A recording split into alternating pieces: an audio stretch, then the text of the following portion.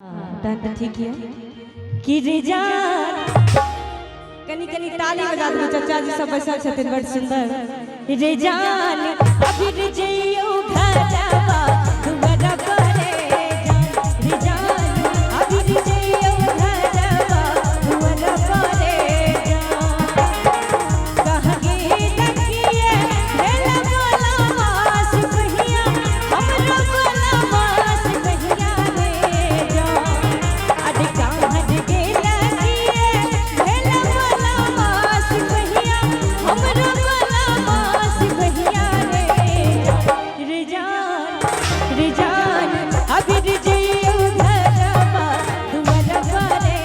जान रिजान अभी रिजइयो घरवा दुआरा करे जान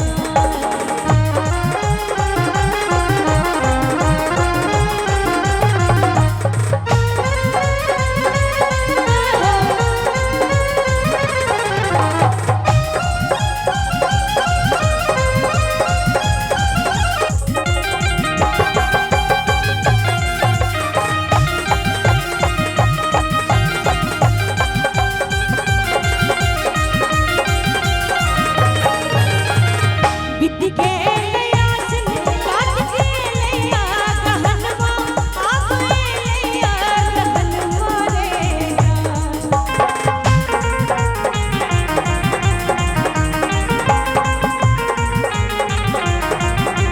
अड बित्ती गे लैया आसन काट के लैया कहनवा आप लैया कहनवा रे कि बीती गे लैया सिन काट के लैया गहनवा आब लैया गहनवा रे जा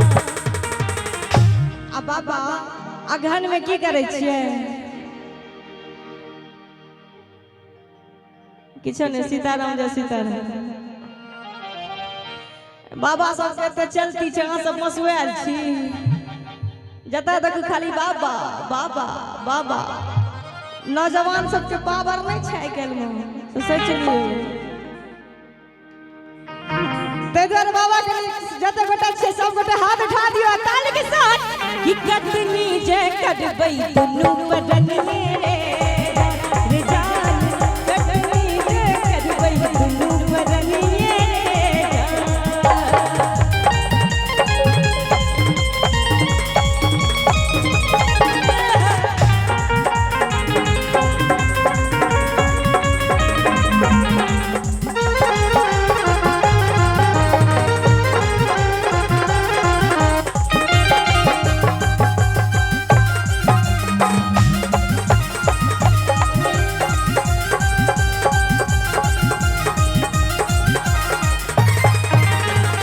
बित्ती के नहीं माथा उसे नहीं फगुनवा आप नहीं फगुनवा रे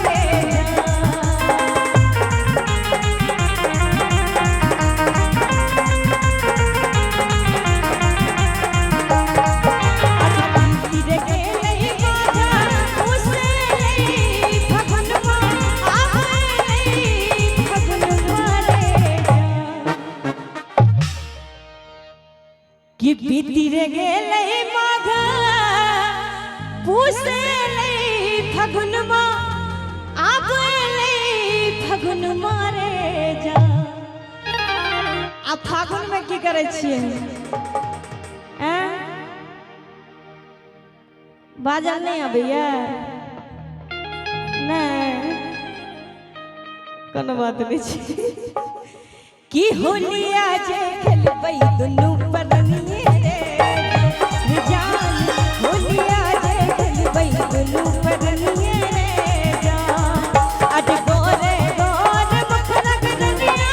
ऐ परकारी दिलवा रे जान अड गोरे गोरे मखरा गनिया ऐ परकारी दिलवा रे जान जान मारे तो धड़ल जबनिए रे जान